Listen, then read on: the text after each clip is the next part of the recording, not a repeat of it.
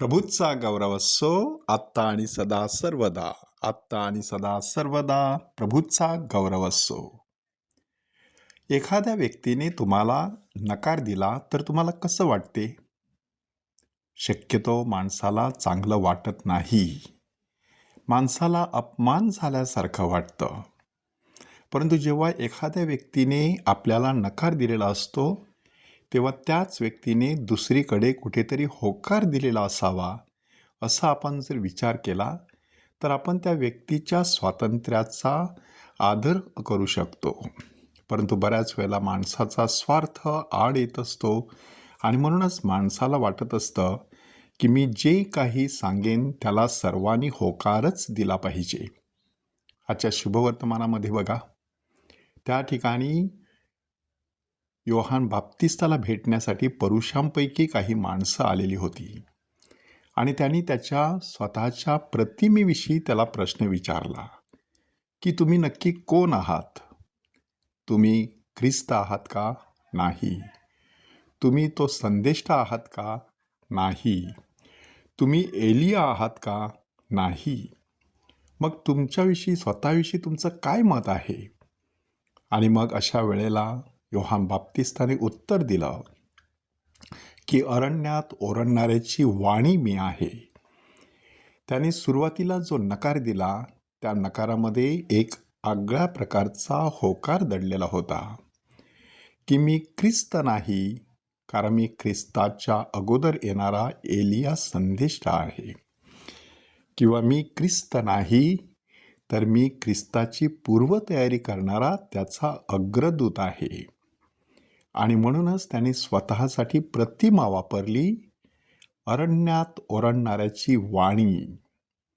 हे शब्द जवळजवळ सर्वच शुभवर्तमानामध्ये आपल्याला ऐकायला मिळतात. परंतु योहानाच्या शुभवर्तमानामध्ये त्या शब्दांचा अर्थ अधिक गहन असलेला आपल्याला दिसून येतो.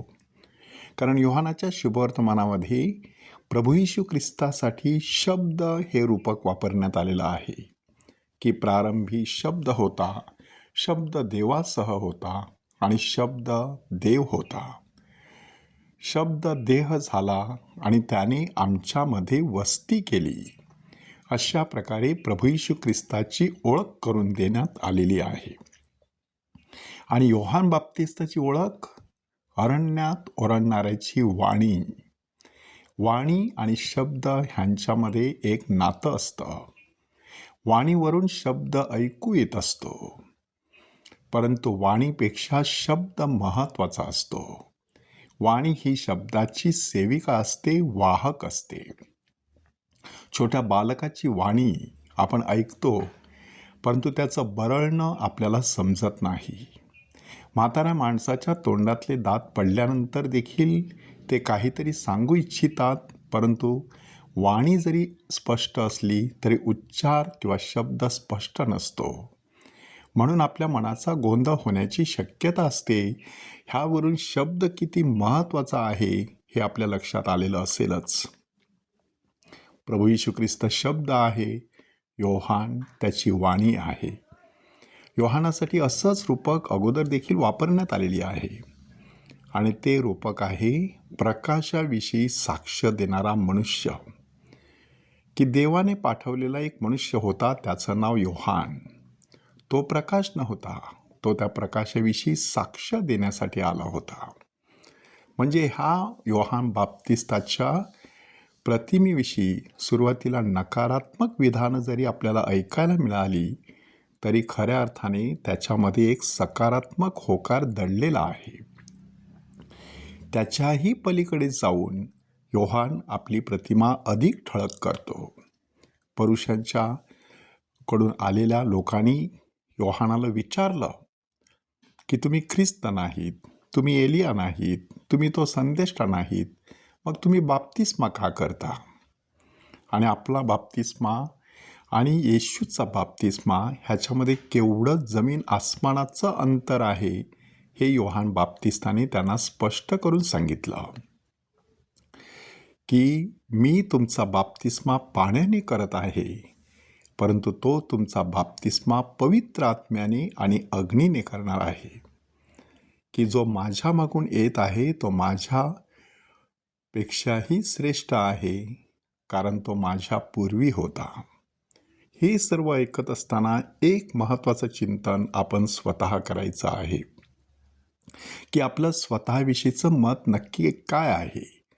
योहानासारखी नम्रता आपल्यात ठायी आहे का, की मी अमुक नाही तमुक नाही, तर मी असा आहे, अशी आहे. एकदा का आपण स्वतःची प्रतिमा स्वीकारली की त्यानुसार आपण फळं धारण करायला सुरुवात करत असतो. चिंचेचं झाड स्वतःला आंब्याच्या झाडासारखं समजू लागलं म्हणून त्याला काही आंबे येणार आहेत का? फणसाचं झाड ताडाच्या मोठ्या झाडाकडे बघून स्वतःला सांगत राहिलं की मी ताड आहे म्हणून त्याला काही ताडगोळ येणार आहेत का? अगदी त्याचप्रमाणे आपण जे नाहीत ते समजून आपण स्वतःचंच नुकसान करत असतो. उलट आपण जे कोणी आहोत त्याची जाणीव ठेवायची आणि योग्य अशी फळं धारण करायची. ह्यालाच जीवन ऐसं नाव.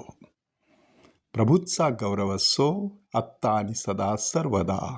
आत्ता आणि सदा सर्वदा प्रभूचा गौरव असो.